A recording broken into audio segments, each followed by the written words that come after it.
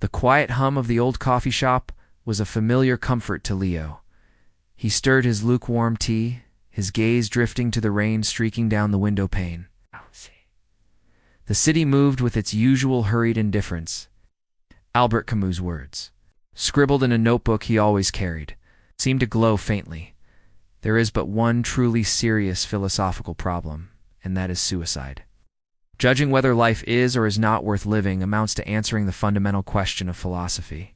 Leo often pondered this, not as a morbid fascination with the act of ending one's life, but as a profound inquiry into the spirit, the will to engage, the daily choice to affirm existence in a world that offers no inherent script.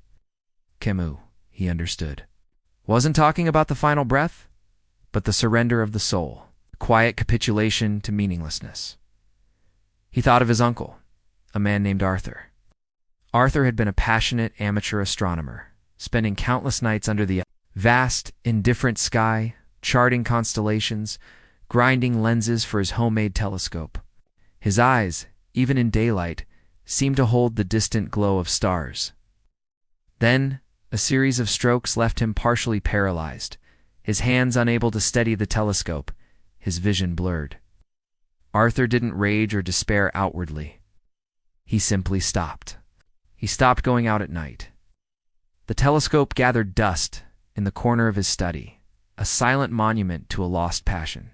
He lived for another 10 years, cared for by his family, but the light in his eyes, the cosmic curiosity that had defined him, was extinguished. Was this not a form of philosophical suicide? Not a chosen end, but a quiet, almost imperceptible withdrawal from the very thing that had given his life its unique vibrancy. He continued to breathe, to eat, to exist, but the core of his being, his connection to the infinite, had ceased. It was a slow, internal fading, a surrender to the absurd indifference of a body that betrayed its purpose. The silence that filled Arthur's days was heavier than any lament. It was the sound of a spirit slowly receding, a quiet acceptance of a diminished reality. Leo remembered visiting him, the air in the small room thick with unspoken resignation. Arthur would point to a bird outside, a faint smile touching his lips. But the spark that once ignited when he spoke of nebulae and galaxies was gone. It wasn't a dramatic exit from life, but a gradual retreat into its margins. This quiet cessation, Leo mused, felt closer to Camus' deeper inquiry than any headline-grabbing tragedy. It was the internal verdict, the soul's quiet withdrawal. Then there was Sarah, a former classmate from art school. Sarah had been a whirlwind of creative energy, always sketching, painting, experimenting with new forms. Her canvases were explosions of color and emotion. She dreamed of making art that challenged, that provoked, that made people feel. After graduation, she struggled. The art world was competitive, often prioritizing commercial viability over genuine expression. She took a job in graphic design, a stable but creatively stifling role. Slowly, her personal art dwindled. The vibrant colors on her canvases became muted, her brushstrokes hesitant. She still painted, but the raw, unbridled passion was replaced by a sense of obligation, pursuit of perfection that felt empty. She was still alive, still working, but the rebellious, uncompromised artist within her had withered. She had, in a way, committed a philosophical suicide, choosing the comfortable path of commercial compromise over the exhausting struggle of authentic artistic rebellion. She had answered Camus' question by deciding, perhaps unconsciously, that the fight for her true artistic voice wasn't worth the living. Leo recalled seeing her work at a local gallery opening years later. The pieces were technically proficient, but lacked the soul, the daring spirit that had once defined her. Her eyes, once bright with creative fervor, held a weary resignation. She spoke of deadlines, of client expectations, of the need to be practical. The passion was gone, replaced by a quiet acceptance of the status quo. It wasn't a physical death, but the death of a certain kind of striving, surrender to the perceived futility of genuine artistic pursuit within a commercial system. This internal capitulation, Leo thought, was another facet of Camus' profound question. The slow erosion of her initial idealism, replaced by a cynical detachment. was a more insidious form of giving up than any sudden dramatic act, she continued. To exist within the structure, but the essence of what made her Sarah. The passionate artist had quietly, almost imperceptibly, ceased to be. Camus, Leo knew, proposed the revolt. Not a violent uprising, but a conscious, lucid defiance against the universe's silence. It was the act of embracing the absurd, of acknowledging that life has no inherent meaning, yet choosing to live it fully, passionately, and with integrity. Like Sisyphus, forever pushing his boulder uphill. Finding his triumph in the very act of pushing, in the conscious scorn of his fate. This daily act of choosing to engage, despite the lack of ultimate purpose, was the essence of Camus' answer. It was not about finding meaning, but about creating it through our actions and our awareness.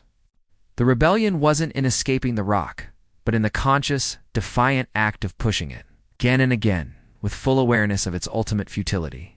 He thought of Malala Yousafzai, the young Pakistani girl shot by the Taliban for advocating for girls' education. Faced with unimaginable violence and the threat of death, she didn't retreat into silence. She didn't give up her voice or her cause. Instead, she amplified it, becoming a global symbol of resistance and hope. Her choice to continue speaking, to continue fighting for education despite the clear and present danger, was a profound act of revolt in Camus' sense. She confronted the absurd brutality of extremism and responded not with surrender, but with an unwavering affirmation of human dignity and the right to knowledge. Her life became a living answer to the question, a testament to the power of choosing. To live meaningfully even in the face of overwhelming adversity, she chose to live, not just physically, but spiritually, by holding on to her convictions and acting upon them.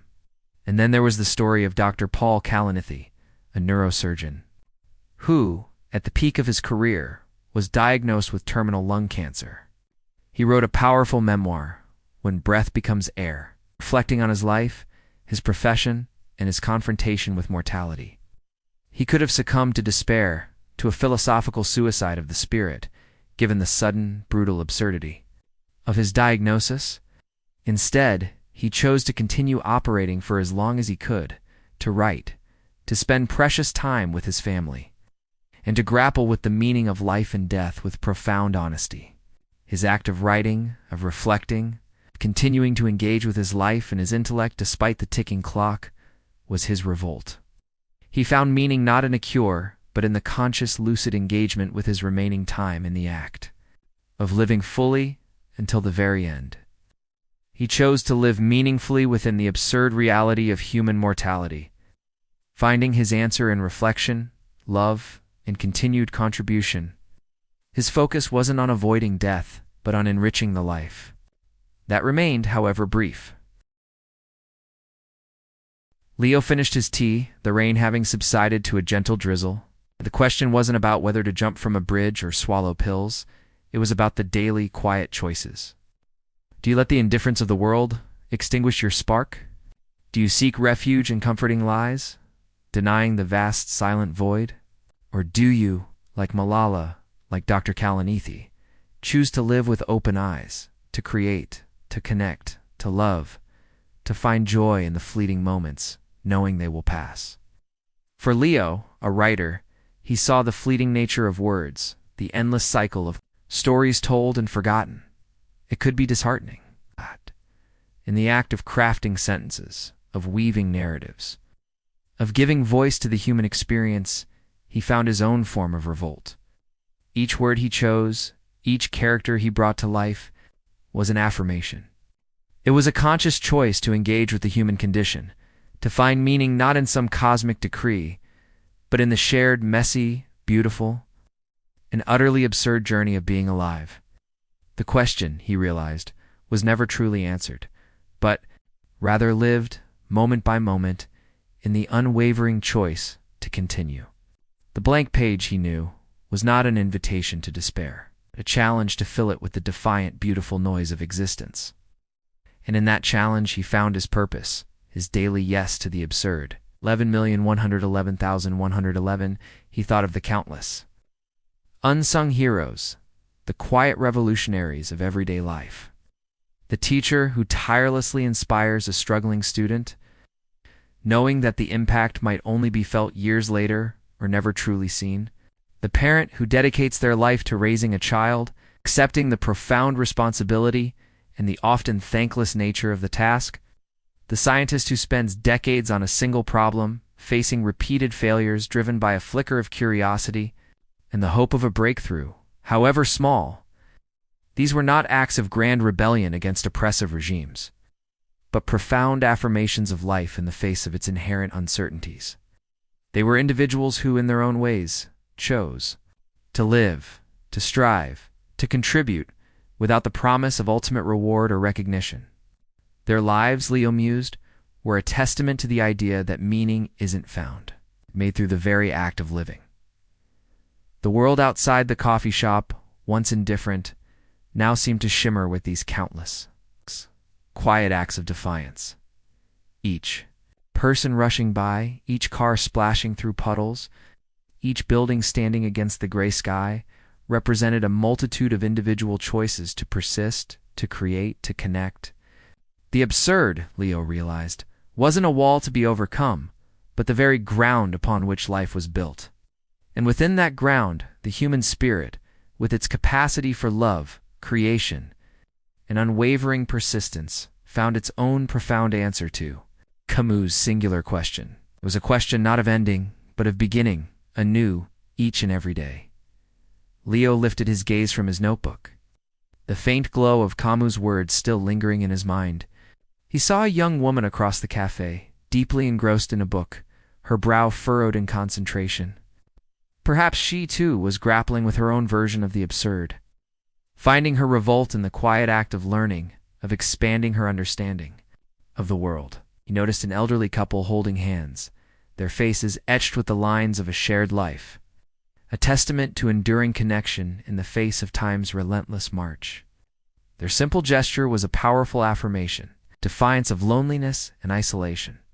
He considered the countless small acts of kindness he witnessed daily: a stranger holding a door, a barista remembering a regular's order, the collective effort of a city to recover after a storm.